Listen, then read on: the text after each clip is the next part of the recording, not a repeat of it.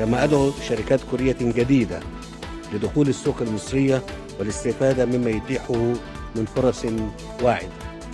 한반도와 중동을 포함한 국제 평화에 함께 기여하기로 하였습니다.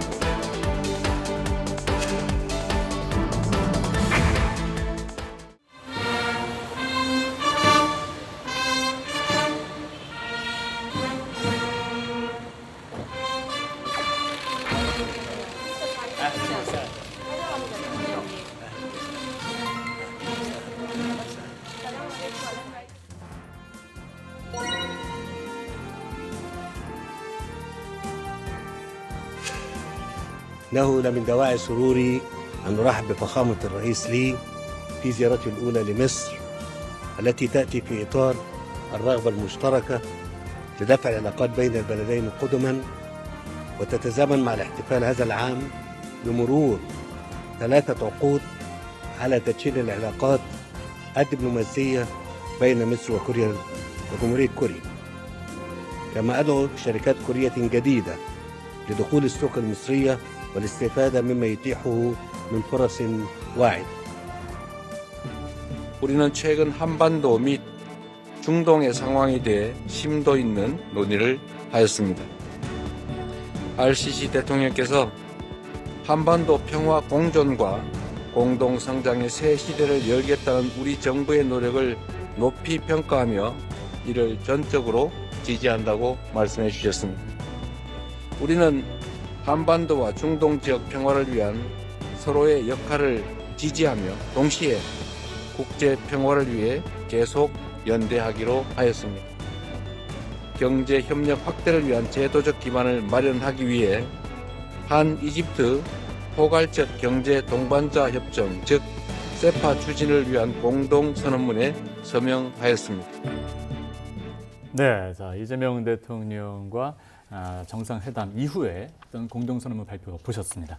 자, 목사님, 이집트까지 오는데 아랍에미리트가 또 호의를 했고요. 또 이집트에 도착을 했습니다. 이제 수교 30주년인데 그래서 좀 더 특별한 의미가 있는 것 같습니다.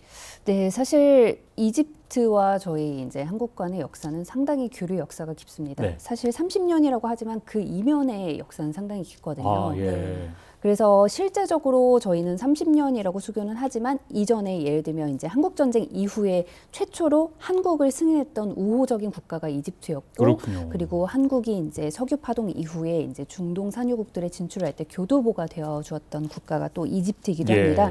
사실 그리고 그 당시에는 한국보다 이집트가 더 국력이 더 높았던 국가이기도 그렇죠. 하고요. 그렇지만 이제 그동안 이제 한국의 대중동 외교를 살펴보시면 대중동 외교는 대부분 UAE나 사우디 같은 외교, 그러니까 에너지 안보 외교 중심이었습니다. 그렇기 때문에 이렇게 한국 대통령, 신임 대통령이 이집트를 첫 순방지로 선택했다는 것 자체가 상당한 의미를 가지고 있습니다. 왜냐하면 대부분의 이집트 방문은 대부분 임기 말에 방문이 이루어졌는데 이거는 한 국가와 무언가를 해보겠다는 의지보다는 이제 정리를 하는 성격이 강했거든요. 하지만 이번에는 첫 방문지로 이집트를, 그러니까 중동 국가 중에 이집트를 선택했다는 것은 이제 한국 외교가 중동과 아프리카를 주변 지역이 아니라 국가 전략의 핵심 지구로 재배치하고 있다는 뜻입니다. 그래서 이번 순방이 단순히 30주년을 기념하는 의미가 끝이 아니라 한국이 중동 아프리카의 외교를 전략 지도를 새롭게 그리고 이집트를 초기부터 핵심 축으로 배치하겠다. 그런 의미를 가지고 있다고 보시면 됩니다. 이집트가 아프리카의 또 맹주, 중동 아프리카 맹주기도 하고 네, 맞습니다. 또 수에즈 운하가 있지 않습니까? 네, 그렇죠. 네, 그런 부분들도 굉장히 중요한 것 같아요. 그렇죠. 수에즈 운하는 사실 해상 물류의 중심지이기도 하지만 그리고 이집트가 그 중동 지역에서 가지는 의미를 한번 생각을 해보셔야 됩니다. 경제적인 파급 효과도 있지만 지정학적으로 상당히 중요한 국가거든요. 일단 위치 적으로 아까 말씀하신 수에즈 운하를 가지고 있지만 그거 외에도 이집트가 가진 지정학적 의미는 그렇습니다. 이번 하마스 사태뿐만이 아니라 뭔가 중동 지역에서 문제가 생겼을 때 대부분 중동 맹주로서 이집트를 찾습니다. 예. 네. 이집트가 가진 경제적인 그런 파워뿐만 아니라 이 정치적 파워를 무시할 수가 없고요. 그리고 이제 두 번째는 이집트가 가진 문화적인 파워입니다. 대부분의 이제 중동 사람들은 요새야 뭐 K컬처라든가 넷플릭스라든가 많은 콘텐츠들이 있지만 대부분 예전에는 이제 중동 콘텐츠들을 보고 자랐는데 예. 그 중동 콘텐츠들을 생산하는 국가가 바로 이집트였습니다. 아. 그렇기 때문에 문화적 이제 그 중동 지역에서 할리우드 같은 역할을 예. 한 국가가 이집트였다고 보시면 됩니다. 그리고 또 이집트의 이제 주요 수입원 중에 하나가 수에즈 운하와 관광과 그리고 해외 송금인데요. 네. 이건 즉 인력을 수출을 많이 하고 있다는 의미인데 네. 중동 지역에 펼쳐져 있는 대부분 그 좀 엘리트 인사들이죠. 교수라던가 이제 의사라던가 이런 엘리트 직구들은 대부분 이집트인들 아니면 이집트에서 교육을 받은 인재들로 채워져 있습니다. 예. 이런 비가시적 네트워크도 이집트의 파워 중에 하나라고 볼 수 있죠. 그렇군요. 네. 이집트가 말씀해 주신 것처럼 다양한 분야에서의 힘을 갖고 있는데 이번에 정상회담이 진행이 됐습니다. 예정보다 긴 시간 동안 회담이 진행이 됐는데 어떤 협력 방안들이 논의됐을까요? 다양한 협력 방안들이 논의를 됐는데 특히 이번에 이제 4시간 이상 협력 그러니까 그 정상회담이 진행됐다는 거에 일단 포인트를 한번 맞춰볼 수 있을 것 같습니다. 네. 일단은 이번 회담에서 가장 주목해야 될 점은 이 회담의 세부 항목도 중요하지만 이 회담의 방식 자체가 달라졌다는 건데요. 정상회담이 예정 시간을 넘겨서 4시간 이상 가까이 진행됐다는 건 이게 의례적인 회담이 아니라 이번 전략적 논의를 위한 심층 회담으로 이집트에서도 인식을 했다는 점이라는 네. 점을 이제 포인트로 볼 수 있을 것입니다. 왜냐하면 이집트는 이런 의전 같은 경우에 있어서 외교 의전이 매우 보수적인 나라 중 예. 하나입니다. 그래서 일정이 이렇게까지 늘어나는 건 흔하지는 않은 일이거든요. 그리고 또한 논의 범위를 보시면 과거 같은 경우 이제 이런 그러니까 저희가 경제적으로 이런 것들을 하겠다, 이런 것들을 하겠다라는 제시, 나열식이었지 이렇게 지금과 같이 정치적, 안보적으로 포괄적인 분야를 제시한 경우는 그렇게 많지 않거든요. 저희 공동 언론 발표를 보면 한반도 평화에서부터 시작해서 가자지구 이제 재건, 뭐 홍해 안보까지 전략적 의제가 전체적으로 포진되어 네. 있는데 양국 회담이 예전에는 경제 인프라 중심이었다면 지금은 이제 전면적 대화로 이제 전환이 되었다고 보시면 됩니다. 그리고 또한 두 정상이 소통 채널을 만들기로 합의했다는 점도 상당히 중요한데요. 이건 이집트가 한국을 필요할 때만 만나는 나라가 아니라 이제 더 이상 이제 상시적인 전략 파트너로 보겠다는 의미라고 봐주시면 됩니다. 특히 이집트 외교는 탑다운적인 성격이 매우 강합니다. 예. 군부가 줄을 잡고 있어서요. 그래서 이런 합의는 향후의 협력이 이제 빠르게 이루어질 수 있는 이런 저희 교두보를 마련했다는 점에서 상당히 의미가 있다고 보시면 될 것 같습니다. 네. 자, 정상회담에서 어떤 논의가 됐는지를 살펴볼 텐데요. 일단 방산협력을 알아보겠습니다. 이재명 대통령이 공동선언문에서 방산협력을 특히 강조했습니다. 들어보시죠. 방산 분야에서 호혜적인 협력 방안에 대한 의견을 나눴습니다. 저는 K방산이 전 세계로부터 우수한 성능을 인정받고 있다고 설명하고 K9 자주포 공동 생산으로 대표되는 양국의 방산 협력이 앞으로 FA-50 고등훈련기 그리고 천검 대전차 미사일 등으로 확대되기를 바란다고 말했습니다. RCC 대통령께서는 한국의 높은 방산 기술력에 대해 신뢰를 갖고 있으며 공동 생산 등 호혜적 협력이 추진되기를 기대한다고 하셨습니다. 네, 자, 선생님 많은 전문가들이 이제 이집트를 순방지로 정한 것도 이제 방산 협력이 중요하기 때문이다라는 이야기를 하고 있거든요. 이번 정상회담에서 방산에 대한 협력을 확대하기로 했어요. 네, 맞습니다. 특히 이번 이집트 정상회담에서 방산 협력이 특별히 강조된 건 이제 단순한 무기 판매를 넘어서서 이제 양국의 전략적 이해가 맞물렸기 때문이라고 보시면 네. 됩니다. 특히 이집트는 중동 아프리카에서 3위의 대규모 무기 수입국이기도 하지만 지금 중동 아프리카 국가들 이집트를 비롯해서 다들 가장 크게 고민하는 게 무기를 수입하는 것, 첨단 무기를 수입하는 것 자체도 있지만 운영 유지 보수 비용입니다. 네. 이게 상당히 막대하거든요. 전차 전투기 같은 장비를 도입해도 부품 가격이나 정비 인력, 그러니까 소모품 비용 때문에 운영비가 사실 구매비보다 더 많이 드는 경우가 많습니다. 이집트도 마찬가지입니다. 그래서 이집트는 지금 또 마침 외환 위기에서 제조업 재건이라는 국정 과제가 있어서 이제는 사오는 군대에서 현지에서 생산하고 스스로 유지하는 군대를 만들고자 하고 있습니다. 예. 그런데 한국 방산이 딱 이 구조에 잘 맞습니다. K방산은 공동 생산이라든가 현지 정비, 기술 이전이 가능한 모델입니다. 그래서 이집트가 원하는 비용 절감이랄까 아니면 자립형 군수 체계와도 잘 맞아떨어지고요. 이미 K9 공동 생산 경험이 있기 때문에 신뢰 기반도 형성이 되어 있습니다. 예. 그래서 이제 K9에서 더 나아가서 FA50이나 청검, 대전차 미사일 같은 체계로도 확장을 하고 이제 운영비 절감이나 이제 현지 정비 중심으로 설계를 하고 더 나아가서 이제 중동 지역에서 MRO 그러니까 그 정비의 중심지로도 자리 잡을 수 있게 하는 역할을 한국이 해줄 수 있다라고 기대를 하고 있는 것입니다. 그리고 더 중요한 건 이번 회담에서 이집트 군부를 움직이는 실세 라인들과 대통령이 직접 방산 협력을 논의했다는 점입니다. 아, 그렇군요. 이집트는 군부가 경제와 인프라 안보를 다 책임지는 구조입니다. 그래서 탑다운 합의가 나오면 사업의 속도와 성공 가능성이 상당히 높아집니다. 그래서 이번 방문은 사실 전략적인 방문, 성공적인 방문이라고 저희가 얘기할 수 있을 것 같습니다. 네. 앞으로 양국의 방산 협력이 좀 기대가 되는 부분이고요. 이번에 이집트가 한국 기업의 투자에도 상당히 많은 관심을 들였습니다. 그래서 이번에 포괄적 경제 동반자 협정 세파 추진도 추진이 됐었는데 이 부분은 좀 설명해 주시죠. 네, 이번 정상회담을 계기로 이집트는 이제 한국과 이제 양적 확대가 아니라 질적 확대를 하겠다는 모습을 많이 보여줬습니다. 그래서 첫 번째로 말씀하신 이제 세파 같은 경우는 이집트가 이제 한국을 단순한 투자국이 아니라 이제 함께 경제 협력을 가져가는 파트너로 보겠다는 신호라고 보시면 됩니다. 예. 이전에도 이미 한국 기업들이 이집트에 진출을 많이 해오긴 했습니다. 왜냐하면 이집트 같은 경우는 다른 중동 국가들, 그러니까 특히 저희가 관심을 많이 가지고 있는 걸프 국가들과는 다르게 인구가 많습니다. 그렇기 때문에 일자리를 창출해야 된다는 압박이 상당히 강한 국가고 네. 그리고 중동에서도 자기네들이 제조업을 할 수 있는 몇 안 되는 국가라고 생각을 하고 있습니다.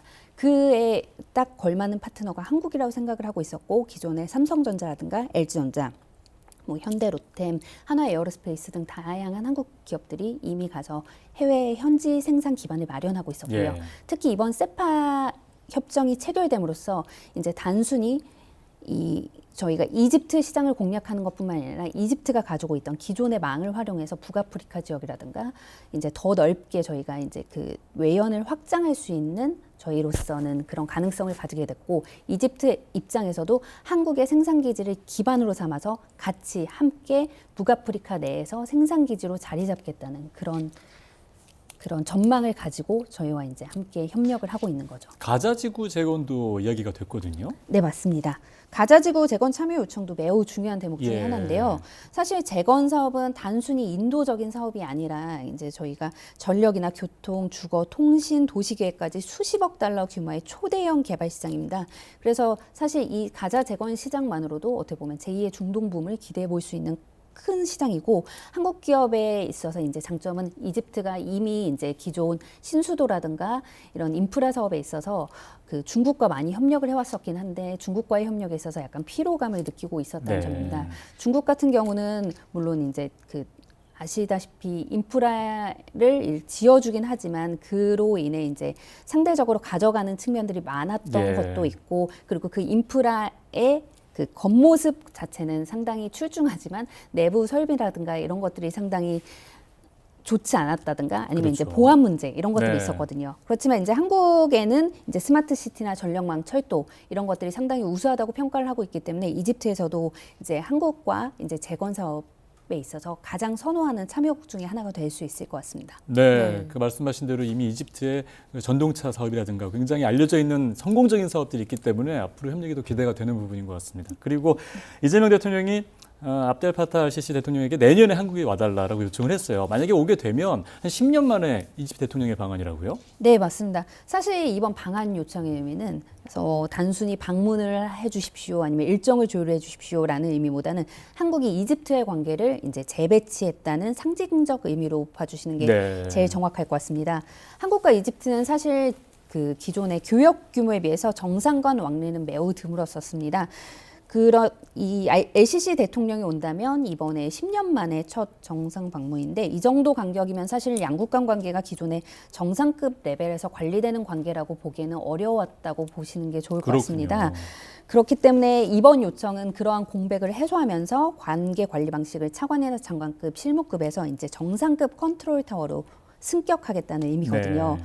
그리고 한국 입장에서도 이는 중동 아프리카 전략의 축을 이제 이집트로 가져가겠다. 더 이상 걸프에서 이제 다변화하겠다는 의지로 해석이 되고 예. 이집트 입장에서도 이번 방안은 국제적 고립을 벗어나서 이제 지금 이집트는 IMF 프로그램이라든가 물가 압박, 외환 부족 등 어려운 상황인데 전통적 파트너였던 뭐 미국이나 아니면 걸프 국가들에서 벗어나 이제 한국과 새로운 길을 나아가겠다는 신호를 보여주는 것으로 보입니다. 그렇기 때문에 이러한 신호들과 더불어 이번 방안이 또 성사되게 된다면 가장 중요한 의미는 현재 논의된 의제들을 하나로 묶는 우산의 역할을 할 수 있다는 겁니다. 예. 세파나 공동생산, 뭐 디지털 협력, 교육 협력 이런 것들이 다 각 부처와 기관들이 다 지금 따로 움직여야 되는 예. 협력인데 이런 것들 정상 레벨에서 한 번에 패키지화한다면 이집트 내부에서도 우선순위가 급격히 올라가게 되거든요. 그렇기 때문에 이번 방안이 성사되게 된다면 실무 후속 조치의 속도를 높이는 의미도 있고 그리고 협력 의제의 정치적 위상을 높이는 효과도 있을 것으로 기대됩니다. 네. 네.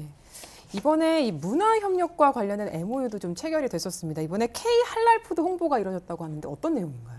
네, 사실 이집트에서 지금 한국의 위상이 뭐 전 세계에서 마찬가지만 많이 올라가고 있거든요. 사실 저희도 이제 중동이나 이집트를 방문해 보면 특히 이집트 같은 경우는 한류가 있긴 했었지만 그렇게 많지는 않아서 그 대부분 이제 중국 사람이라거나 이런 오해를 했었는데 요새는 가보면 대부분 한국 사람으로 많이 인지를 하고 예. K컬처에 대해 물어보긴 합니다.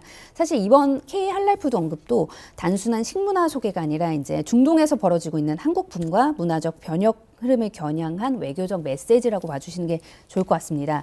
현재 중동 전역에서 한국 브랜드, 한국 식문화에 관심이 눈에 띄게 커지고 있는데요. 특히 K푸드는 젊은 층이 이제 새로운 글로벌 라이프 스타일의 일부로 소비하는 영역 중에 하나로 자리 잡고 있습니다.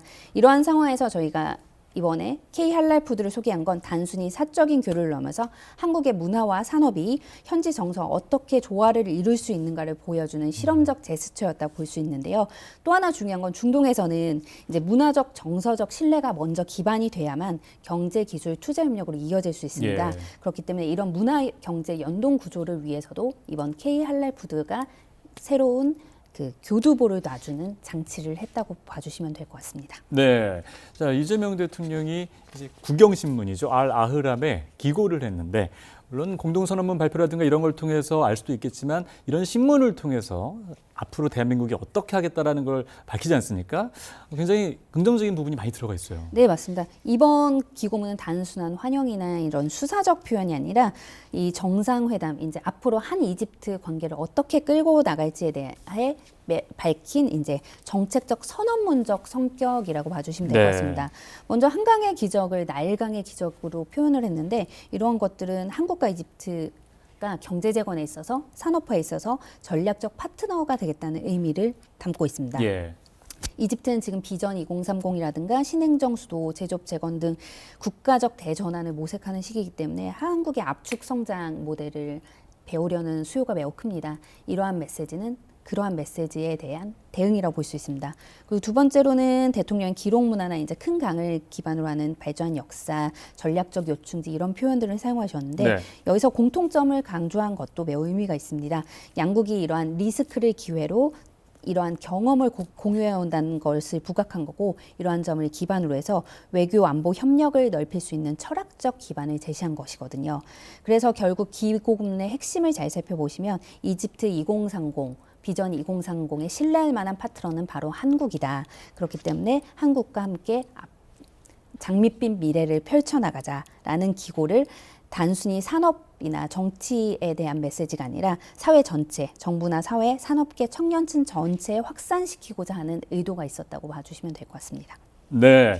자, 이재명 대통령이 이집트에서 이런 내용들을 발표했는데요. 사실 이번 방문은 대한민국이 한반도를 벗어나 외교 외연을 확장하는, 특히 중동 정책을 처음 이야기하는 곳으로 굉장히 주목을 받았습니다. 카이로 대학에서 이재명 대통령 연설을 했는데요. 함께 보시죠.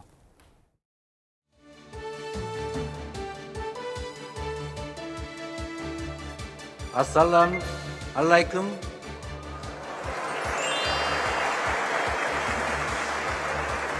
여러분, 발음이 엉성하고 이집트 말은 엉망이죠. 그래서 앞으로 말씀은 부득이 한국말로 해야 되겠습니다.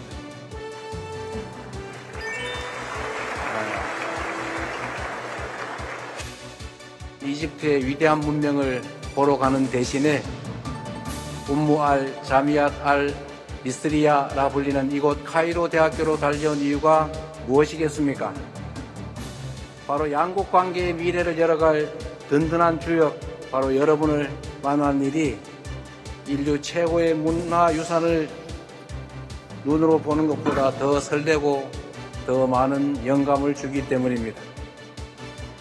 저는 이집트, 나아가 중동과 대한민국이 함께할 비전, 샤인 이니셔티브를 제안드리고자 합니다. S는 스테빌리티, 안정을, H는 하모니, 조화를, I는 이노베이션, 혁신을, N은 네트워크를, E는 에듀케이션, 교육을 뜻합니다. 평화, 번영, 문화 세 가지 영역에 걸친 샤인 이니셔티브를 토대로 중동과 한반도가 상생하는 미래를 함께 열어나갈 것입니다. 네, 빛난다라는 뜻을 가진 샤인 이니셔티브를 제안을 했는데요. 이번에 중동과 한반도가 상생하는 방안이 좀 구체적으로 담겼죠? 네, 이번 샤인 이니셔티브의 핵심은 잘 보시면 한국이 처음으로 중동을 하나의 전략 지역으로 규정하고 명확한 원칙과 방향을 제시했다는 데 있습니다. 그동안 한국의 중동 정책을 잘 보시면 산유국 중심의 단발적 프로젝트 중심이었습니다. 네. 정부 차원의 일관된 전략들이 사실 부재했던 게 사실인데요. 이번에 중동을 에너지 공급처의 연장선으로만 다루는 것이 아니라 새로운 전략적 중심주로 보고 이에 대한 비전을 제시했다는 의미가 큽니다.